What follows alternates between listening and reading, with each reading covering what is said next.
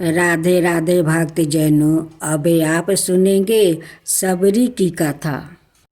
बात भगवान राम के जन्म से पहले की है, जब भील आदिवासी कबीले के मुखिया आज के घर बेटी पैदा हुई थी।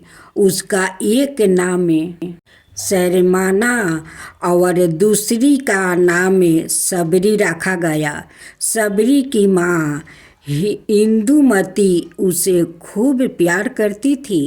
बचपन से ही सबरी पशु पंछियों की भाषा समझकर उसने बातें करती थी, और जब सबरी की माँ उसे देखती तो कुछ समझ नहीं पाती थी। कुछ समय बाद एक पंडित ने सबरी के परिवार को बताया कि वो आगे चलकर सन्यासी बन सकती है। इस बात का पता चलते ही सबरी के पिता ने उसका रिश्ता तय कर दिया।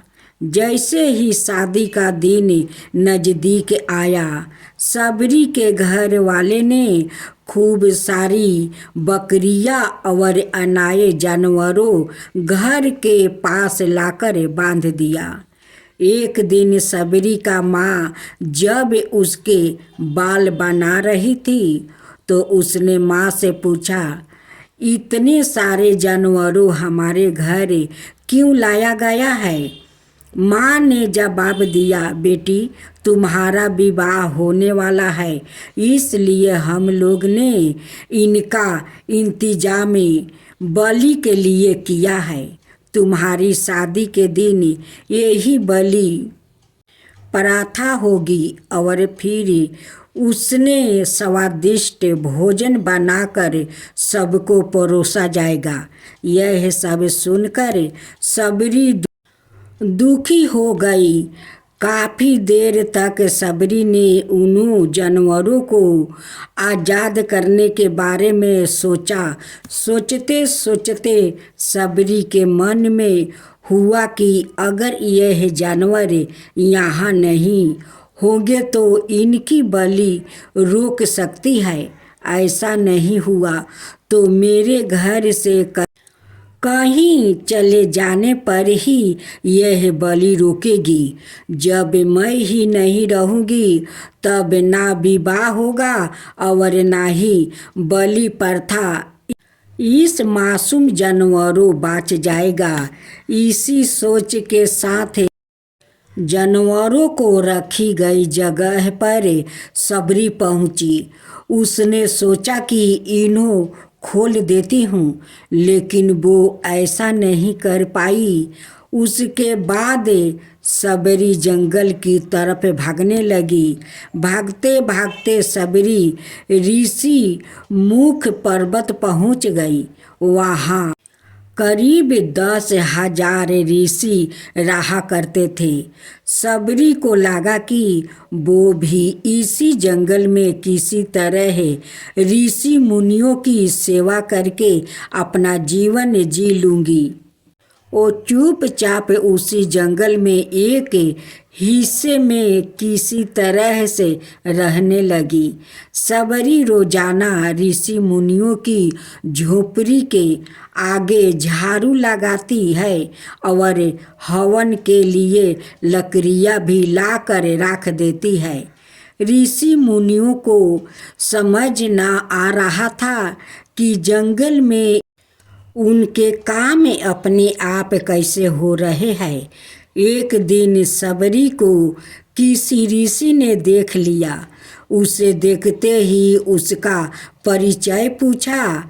जैसे ही सबरी ने बताया कि वो भील आदिवासी परिवार से संबंध रखती है तो उस ऋषियों ने खूब डांट लगाई। सबरी को इस बात का बिल्कुल भी पता नहीं था कि उसकी जाति छोटी है और उसे ऋषियों द्वारा जाति की वजह अपमान सहन करना पड़ा। इतना सब होने के बाद भी सबरी हर ऋषि मुनि के दरवाजे पहुँचती है और उनके आंगन में झाड़ू लगा कर उनसे गुरु दक्षिणा देने के लिए कहती है। हर कोई सबरी को उसकी जाति की वजह से अपने आश्रम से भगा देता है। ऐसा होते होते काफ़ी समय बीत गया। उसके बाद सबरी मतंग ऋषि की कुटिया में पहुंची।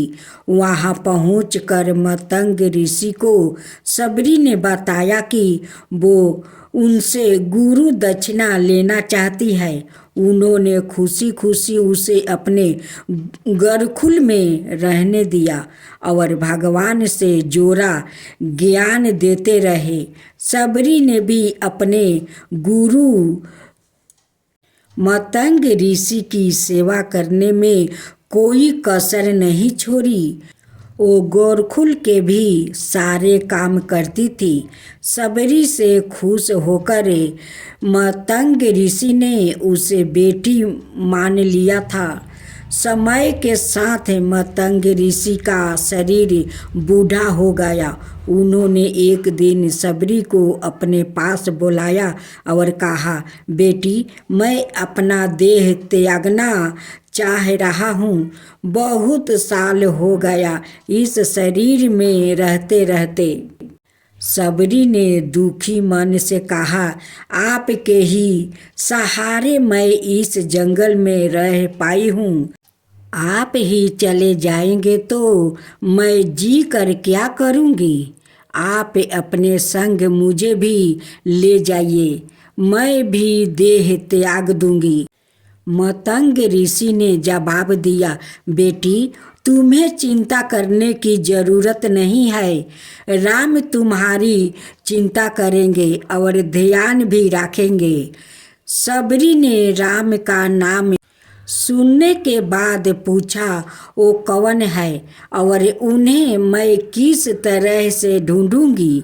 मतंग ऋषि ने बताया, राम कोई और नहीं, भगवान है। वो तुम्हें सारे इच्छा कर्मों का फल देंगे। तुम्हें इन ढूंढने की कोई ज़रूरत नहीं है। वो एक दिन खुद तुम्हें खोजते हुए इस कुटिया में आएंगे और तुम्हें उनके हाथों ही मोक्ष मिलेगा। तब तक तुम इसी आश्रम में रहो। इतना कहते ही मतंग ऋषि ने अपना शरीर त्याग दिया। सबरी के मन में मतंग ऋषि के जाने के बाद से एक ही बात थी कि भगवान राम सवाए उससे मिलने आएंगे। वो रोज भगवान राम से मिलने के लिए बगीचा से अच्छे अच्छे फूल लाकर पूरा आश्रम सजाती है और भगवान के लिए बेर तोड़कर लाती है। भगवान के लिए बेर चुनते हुए सबरी उन्हें चख लेती थी ताकि भगवान को सिर्फ मीठा बेर ही दे। रोजाना सबरी इसी तरह भगवान के दर्शन की आशा में फूल और बेर इकट्ठा करती रहती थी। इसी तरह इंतजार में कई साल बीत गया। सबरी का शरीर एकदम बूढ़ा हो गया। एक दिन आश्रम के पास के ही तालाब में सबरी पानी लेने के लिए गई। तभी पास के ही एक ऋषि ने उसे अछूत कहते हुए वहाँ से भागने के लिए कहा और एक पत्थर मार दिया। वो पत्थर जब सबरी को लगा तो उसे चोट लगी और खून बहने लगा। बहते हुए खून की एक बूंद उसी तालाब के पानी में गिर गया। तभी पूरा तालाब का पानी खून में बदल गया। यह सब होता देखकर ऋषि ने सबरी को ही डांटा और कहा कि पापिन, तुम्हारी वजह से पूरा पानी खराब हो गया है। रोज ऋषि उस पानी को साफ करने के लिए अपनी कई तरह की विधियों का इस्तेमाल करते हैं। कई सारे जतन करने के बाद भी कुछ नहीं हुआ।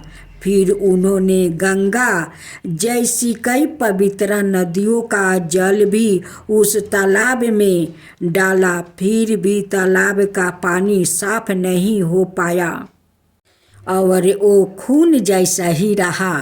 कई सालों तक तालाब के पानी को साफ करने की कोशिश के बाद भी कुछ काम नहीं आया, तो ऋषि ने थक कर सब कुछ छोड़ दिया। इस घटना के कई सालों के बाद भगवान राम अपनी पत्नी सीता के हरण के बाद उन्हें ढूंढते हुए उसी तालाब के पास पहुँचे। ऋषि मुनियों ने उन्हें पहचान लिया। भगवान को वहाँ देखकर ऋषियों ने तालाब का पानी साफ करने के लिए भगवान को अपने पैर उसमें धोने के लिए कहा, लेकिन पानी जैसे का तैसे ही था। ऋषि मुनि ने भगवान से भी कई अनय जतन करवाया, लेकिन वो पानी जैसे का तैसे खून जैसा ही रहा। तब भगवान ने ऋषियों से पानी के रक्त में बदलने की कहानी पूछी। तब ऋषि ने सबरी को पत्थर मारने वाली सारी बात बता दिया। उसके बाद कहा कि वो महिला ही पवित्र है, छोटी जात की है, इसलिए यह सब हुआ है। उसी वक्त भगवान राम ने कहा, यह सब आप लोग के खराब वचनों से हुआ है। सबरी को इस तरह के शब्दों बोलकर आप लोग ने उसे नहीं बल्कि मेरे दिल को घायल किया है। इसी घायल दिल के रक्त का प्रतीक यह तालाब का लाल पानी है। आगे भगवान राम बोले, कहाँ है वो माई, मैं उनसे मिलना चाहता हूँ। तब तक सबरी उसी तालाब के पास पहुँच जाती है। इस दौरान सबरी के पैर को ठोकर लगती है और कुछ घूल उस तालाब में गिर जाती है। तभी सारा पानी साफ हो जाता है। भगवान सबसे कहते हैं कि देखिए, आप लोग ने क्या कुछ नहीं किया, लेकिन पानी साफ नहीं हो पाया। अभी सिर्फ इनके पैर की धूली सी धूल ने ही तालाब का पानी साफ कर दिया। भगवान राम को सबरी पहचान चुकी थी। उन्हें प्रणाम करके सबरी ने कहा, भगवान आप मेरे साथ कुटिया में चलिए। भगवान भी खुशी खुशी सबरी के साथ चल पड़े। फूलों से सबरी ने भगवान राम का स्वागत किया। वो सीधे बेर तुरने के लिए बाग में गई और चख चख कर उनके लिए बेर लेकर आई। उन्होंने बड़े ही प्यार से भगवान राम और उनके भाई लक्ष्मण को बेर दिया। भगवान राम ने भी उतने ही प्यार से उन बेर को खाना शुरू किया। तभी बेर देखकर मुख बनाते हुए लक्ष्मण ने कहा, भैया यह बेर जूठा है, उन्हें आप कैसे खा सकते हैं। भगवान ने जवाब दिया, लक्ष्मण यह जूठा नहीं बल्कि बहुत मीठे है। सबरी माई हमें सबके लिए यह बहुत प्यार से तोड़ कर लाई है। इनका कह कर भगवान राम प्यार से उन बेर को खाने लगे। भगवान ने जाते हुए सबरी माई से कहा, आप मुझसे जो चाहो वो मांग सकती हो। सबरी ने उन्हें कहा, मतंग ऋषि के कहने पर मैं आज तक सिर्फ आपके दर्शन करने के लिए जी रही हूँ। अब आप मुझे मोक्ष प्रदान कीजिए। मैं अपना शरीर आपके सामने ही त्यागूंगी। उसी वक्त सबरी ने अपना शरीर त्याग दिया। भगवान राम ने अपने हाथों से उनका अंतिम संस्कार किया और सीता माँ की खोज में आगे बढ़ गया। इस तरह से ऋषि मतंग की बात सच बताई हुई और सबरी को भगवान राम के दर्शन भी हुआ। तभी से भगवान राम को सबरी के राम भी कहा जाने लगा। सबरी की कहानी से यही सीख मिलती है कि सच्ची श्रद्धा हो तो भगवान के दर्शन जरूर होता है।